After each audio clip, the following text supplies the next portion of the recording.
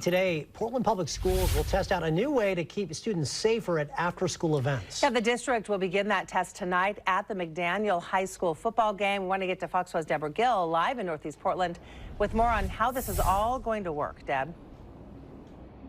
Well, McDaniel plays Lincoln tonight. Kickoff is at 6. But before that, students, staff, parents, everyone will enter through 2 portable open gate pillars to test a weapons detection system.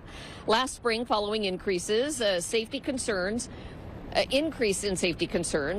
the Portland Public Schools superintendent put together a safety and security task force to review how they handle safety. That group made 13 recommendations to the school board.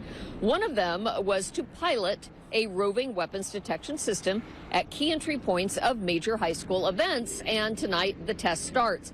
Everyone attending will simply walk through the pillars, and if a weapon is detected, alarms and other signals will alert security staff.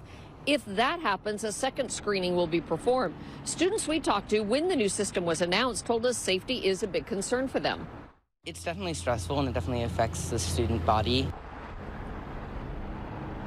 Attending the game really won't look any different or be any different than usual. Those entering the stadium will not have to empty their pockets or anything, just walk through those pillars. And since it is a test, the school district is encouraging families to ask questions if they have them and to offer feedback. And the district is also hoping this will not discourage people from coming to the game and cheering on McDaniel and Lincoln, and of course taking part in this important demonstration. Reporting live in Northeast Portland, Deborah Gill. Good day, Oregon.